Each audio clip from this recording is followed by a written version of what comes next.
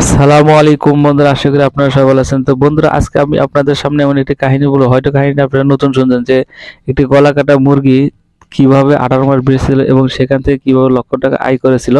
তো সেটির একটি গল্প। তো বন্ধুরা, হয়তোবা আপনারা কেউ প্রথম শুনতেছেন।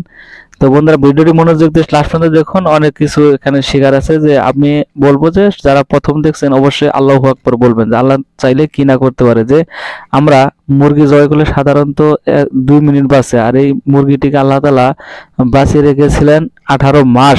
তারপরে তিনি শ্বাসরুদ্ধভাবে মারা যান। তো বন্ধুরা, চলুন এই ঘটনাটি মূল রহস্যটা আমরা জেনে আসি।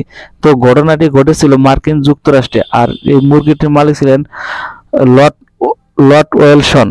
তো বন্ধুরা, লর্ড ওয়েলসন এবং তার স্ত্রী মুরগি জবাই করেছিলেন সেদিন 50টি মুরগি জবাই করার পর সবগুলোই মারা গিয়েছিল, কিন্তু এই একটি সাদা মুরগিটি মারা গিয়েছিল না। অর্থাৎ সেই মুরগিটি দাঁড়িয়ে ছোটাছুটি করছিলেন। তখন তাদের মধ্যে মনে একটি সন্দেহ দানা বাঁধে যে এই মুরগিটি কেন মারা গেল না। তো বন্ধুরা, তারপরে তিনি একটি ফলের কার্টনের ভিতরে সেটিকে রেখে দেন। রেখে দেওয়ার পর পরের দিন সকালে উঠে দেখেন যে সেই মুরগিটি তখনও পর্যন্ত মরেনি। তখন তাকে একটা সিরিঞ্জের মাধ্যমে তাকে তরল খাবার তার মুখ দিয়ে দেওয়া হয়েছিল। তো বন্ধুরা, এভাবে সে মুরগিটিকে বাঁচিয়ে রেখেছিলেন সে দীর্ঘ 18 মাস, এবং তখনকার সময়ে সারা মিডিয়া তোলপাড় করেছিলেন। সেই ঘটনাটি ঘটেছিল। তো মুরগিটির জন্ম ছিল 20 এপ্রিল 1945, এবং সেই মুরগিটি মারা গেছিল 17 মার্চ 1947।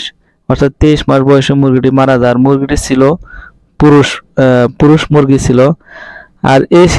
আর মুরগিটি মারা যাওয়ার কারণ ছিল যে ওই সিরিজ দিয়ে খাবার খাওয়ানোর সময় তার গলায় আটকে যায় এবং শ্বাসরুদ্ধ হয়ে শেষ পর্যন্ত মুরগিটি মৃত্যুর কোলে ঢলে পড়ে।